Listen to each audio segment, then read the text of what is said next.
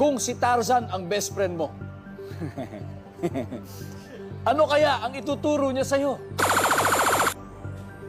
Adriana, Naglambitin. lumambitin! Survey.